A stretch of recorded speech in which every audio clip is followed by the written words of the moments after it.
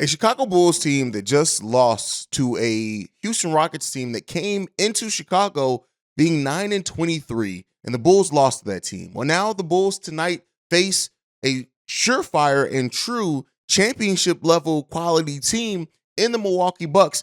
But one of the weirdest things about this team is that when they face teams that are good, they step up their level of competition, frustrating Bulls fans even more than what we're frustrated by the losses when this team just seems to just be able to kick it into another gear but not sustain that. We're going to talk about that game, preview that, and then we're also going to talk about why the Chicago Bulls are unlikely to go full rebuild, and then some reasons why they should. We're going to get into all that and more on today's Chicago Bulls Central.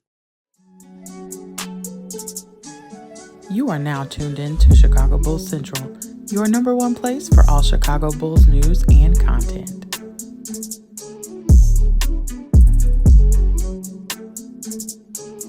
All right, Bulls fans. So the Bulls face the Milwaukee Bucks at home tonight. Chris Middleton is listed out for the Bucks, and then we have the same three faithful, Green, Jones, and Caruso, listed as questionable for the Chicago Bulls in this game. Now, what does that mean? I don't even know, right? I have no idea. I cannot tell you with this team who has shown some defensive flashes and flashes of energy even without Caruso, Javonte Green, and Derrick Jones Jr., three players that are hugely important to the Bulls' energy, to the Bulls' defense, to, just kind of the Bulls setting a tone. And it's crazy enough to say that we're looking at three role players as the players that in many ways set the tone of ball movement, set the tone of intensity, set the tone of defense, especially in Alex Caruso and Javonte, and set the tone in effort. And that's how Derrick Jones Jr. started back cracking the rotation, is he just brought the effort at a time where the Chicago Bulls were sorely missing it. And so when we look at those three players as being players that are the reasons why the Bulls may be missing some energy, but yet we have our medium three in Nikola Vucevic, DeMar DeRozan, and Zach LaVine being there every single game, it's even more frustrating as a Bulls fan to be able to say that. We're used to having a Bulls team in this franchise that has heart, that when we do have players that we look at as stars on this team, that win, lose, or draw because of the quality of the team, they maintain a certain level of play and heart for the city that they're playing for, and one of the greatest cities in the world, and that's Chicago. We don't have the players that do that anymore. And finding out that DeMar DeRozan, in games where he scores 30 points, we're 2-9 in those games, and it's an even worse record in games that DeMar DeRozan gets over 20 shots per game, it raises even more concern about the state of this team, especially around this core that they've built together with these three players. Now, we'll talk about that more so towards the back end of the show, but coming into the night against the Milwaukee Bucks, like always with this Bulls team, it's just a difficult game to really manage or predict or feel like you know what's going to happen, because the Bulls play so wildly inconsistently depending on the level of competition that they play. There's absolutely a world tonight in which the Chicago Bulls just come in and just look like a damn good team, a dominant team, and some would say. We've already beat the Milwaukee Bucks once this season. Who's to say that we can't do it again? The Milwaukee Bucks is not like they're a super potent offense. They're only ranked as the 17th offense in the NBA. The Milwaukee Bucks defense, the 6th rated defense in the NBA, which is great. Shout out to them for that. And then rebounding. One of the Bulls' Achilles heels, one of the ones that played into the Bulls' loss to the Houston Rockets, is rebounding. The Milwaukee Bucks are the second best rebounding team per rebounds per game in the NBA. That is a recipe for disaster when it comes to the Chicago Bulls. But the thing that we all are trying to figure out is which Chicago Bulls are going to show up night in and night out. That's been the biggest thing to predict with this team. That's been the biggest thing and hurdle in looking at this team and saying that we're going to get any level of consistent play. Now, the Chicago Bulls, if they come in and they understand the assignment, they play defense with the heart that we've seen them play at times this season, they could win against the Milwaukee Bucks. But again, like I said in yesterday's episode, we believe the losses more than we believe the wins at this point in the Bulls season, because it's been such an up and down season, and the Bulls have been so inconsistent, and we're so frustrated as a fan base against the Chicago Bulls team. Now, some of the keys for the Milwaukee Bucks, since we're facing them it's not necessarily about stopping Giannis, right? You almost have to let Giannis do his thing. You have to disrupt everything around Giannis. Now, Drew Holiday is also listed as day-to-day. He'll probably play tonight, or they may send him because they may look at it and say, oh, we're just playing the Bulls. No need to play Drew Holiday today. But Drew Holiday and Ayo Dosunmu has been a matchup that has gone in Drew Holiday's favor almost every single time we faced them, and Ayo Dosunmu's been the starting point guard. Now, that's to be expected when you're looking at a veteran and a second-round drafted second-year player. But in Ayo's up and down season, it's so hard to predict as well. You got Grayson Allen, who Chicago Bulls fans universally hate. That may be the thing. If we can we get a Zach LaVine dunk on Grayson Allen? That may be what's needed to get everybody back on the same page between players and fan base and everything. Like, we would love to see it. Zach, do it. We would love to see it. Can Vooch put his nuts on Grayson Allen's face? Can we get a dunk of something like that? Can we get something like that? Can we just please? Can we get something like that? I don't know, right?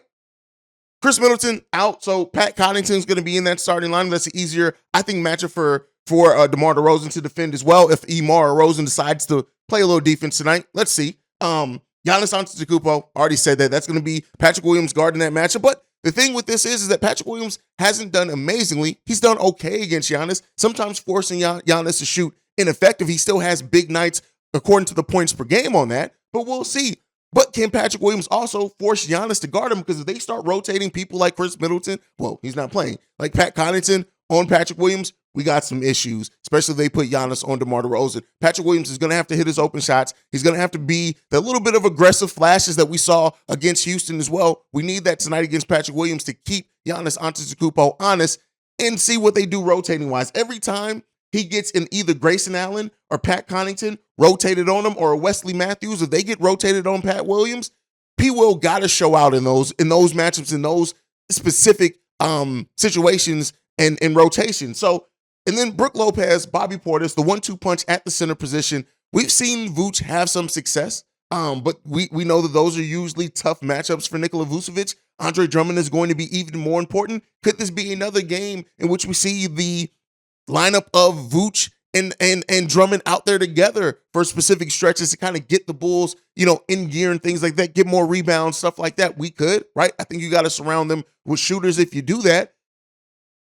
But the fact of the matter is that every bit of this organization has been so inconsistent, and it's so frustrating, and it's difficult to predict. I told you, I'm over-predicting wins for the Chicago Bulls team. I'm going to tell you guys what are some things to look out for in this game, but I can't predict this team to beat anybody. It wouldn't. I mean, technically, I could predict them to beat anybody, but I could also predict them to lose to anybody. So it just makes predicting things so hard when it comes to the Chicago Bulls team, this year's team. And we'll see every game that goes by, every week that goes by, that comparison to the 07-08 Chicago Bulls becomes more and more poignant. And you know why?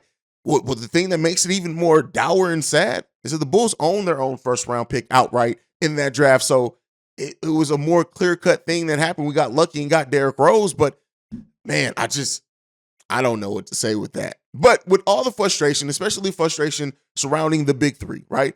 How does Zach LaVine perform? We talked about it before. He's putting together a really good December, right? Shooting over 50% from the field, shooting over 40% from three-point range, shooting around 85% from the free throw range. We need to see that get up, but getting back to being that 50-40-90 player that we're used to seeing from Zach LaVine over the last couple of years as he's been increasing his efficiency. He still needs to hit his shots at a better clip. I still would like to see a bigger game in which Zach LaVine really goes off and looks dominate, whether it be in a quarter or whatever else it is. We've seen a little bits of it today, of in this season, but I'd like to see that tonight as well. You have to make them guard you, Zach.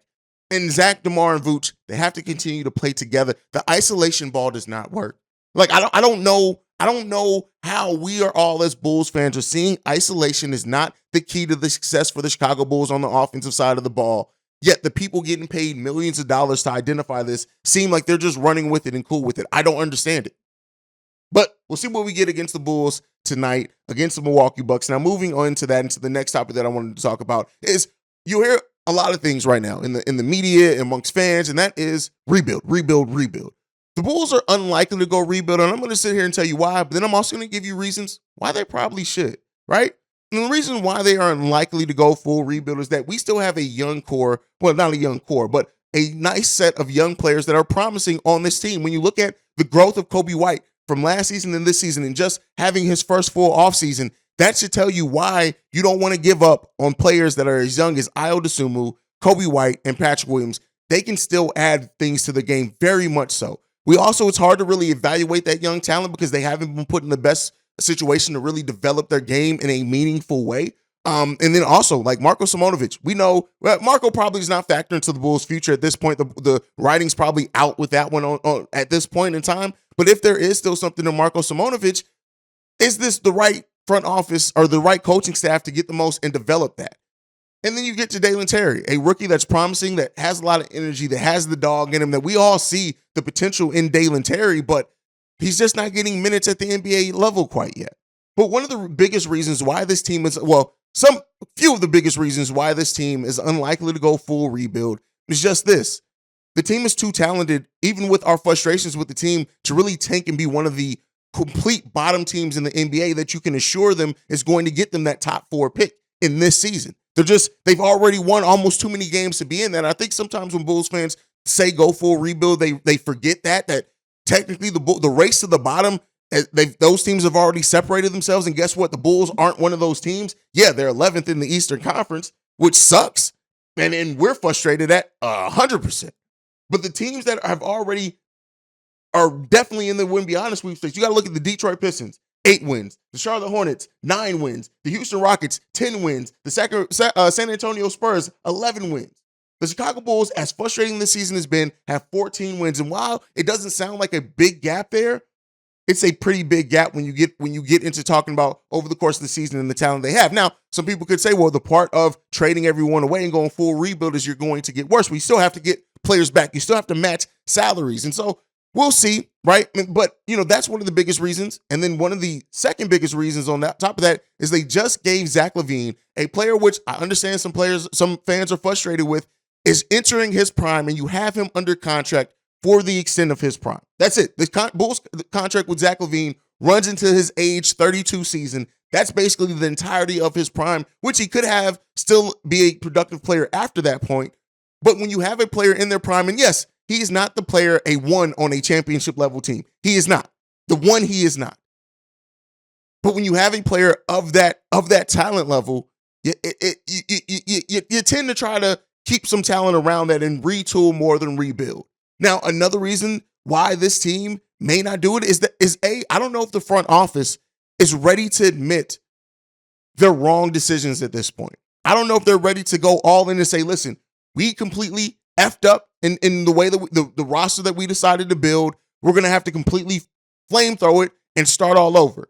I don't know if they're ready to admit that when you hear AK, especially him still preaching continuity, still talking about at this point that, as when we're healthy, we feel we're a playoff team for sure. When you hear those type of things, that's telling to the level that they're going to try to keep this team at. Now, also the extension of Billy Donovan. That is another reason. And I get it. Some Bulls fire. It's not happening. Billy is unfortunately not going anywhere. And because of that, you have a coach of Billy Donovan's caliber locked in as long as he does. Now, he's been on rebuilding teams before, stayed in OKC at the start of a rebuild. So even if the Bulls were to rebuild, there is something to be said there. But I think that knowing this team, the fact that they locked in that coach, knowing this organization, that they are going to try to keep this team being a playoff team. So what does that mean? Now, that doesn't mean that I don't see a retool coming, right? Not a rebuild, but a remodel, maybe is the better phrase to use in this to kind of keep it all together. A remodel may be coming, meaning you may have to change some key pieces of this team and then try to roll another dice. But here's the reasons why this team should consider a rebuild. Is the fact of the matter is this team does not have a leader yet. The coach, and sometimes can be the leader. Billy Donovan doesn't seem to be that type of coach. He's not Greg Popovich. He doesn't seem to be that type of leader to really be the one whose personality takes over the team if you don't have a surefire leader on the court. So because of that, it's really hard to see this team really extending. Zach LaVine is probably a 2 or 3 on a championship level team, right? I've always said this, even dating back to when I started this show. For the Bulls to ever be a championship team, at that time I was saying we need one of our young players to ascend to being better than Zach LaVine, but you need a player at least as good as Zach LaVine, or you need at least one player better than Zach LaVine, or you need 2 players that are just as good as Zach LaVine with a very well-built rotation after that of the other players on the team. That's what you need if you're going to be a championship level team ever, with Zach LaVine being on your team. Well, being the main part of your team. And that's one of the reasons why a rebuild may make sense. Is just the fact of the matter is that Zach LaVine isn't the guy to lead you to a title. And that's not a knock on him. He's still a damn good star level player in this league. He just is. I know some people, no, he's not. Zach LaVine is a a star level player on in the NBA. He just is. But could you leverage that, especially him being under contract for a handful of years, and could you leverage that into saying, hey, we can make a trade with the team, and you have this now young player under contract through the rest of his prime to pair with a Luka, to pair with a whatever. I just don't see it likely, and I don't see AK and Eversley doing that. And then on top of that, another reason why they probably should rebuild is just the fact of the matter is this. The core you built here, Vooch, DeMar, Zach, have not worked well together. They have not. When you have a player of DeMar DeRozan's caliber and you lose more games than you win when he scores 30 points, I think that's telling. When you have Nikola Vucevic, who just not is utilized right. I know a lot of Bulls fans, and I did a poll on this. Let's get into the results of that poll. The poll, I asked the question, which Chicago Bulls player do you think is most likely to be moved by the deadline? And the options that I put forth were Vooch, DeMar, Caruso, Kobe, and Zach. Zach got only 8% of the vote, and him and Alex Caruso were tied for the lowest percent of the vote. Nikola Vucevic was the highest with 45% of the vote. That's to be expected. DeMar DeRozan, 17, Kobe White with 22. But you haven't used Vooch to the best of his ability. So I could see a world in which maybe the Bulls do look to trade DeMar. Again, not saying it's likely. But while a full rebuild may not come, like I told you guys before, a retool may be coming. And in that retool or remodel, as we're going to label it here, you have to be prepared that some of the players you guys want to keep will not still be around on this team. There's so much of this mindset with Bulls fans and fans of every NBA team that we can trade what we don't want away and get pieces back that we want. It's not likely to happen. If nothing else, you were going to give up something that you want to keep on the team, be it Alex Caruso, be it Javonte Green. A player that you guys like may very well be gone. We'll see what AK and Eversley do. And that is the biggest thing in this as well, is that we got to start reevaluating the way that we look at Acme and their tenure here because of where we are right now.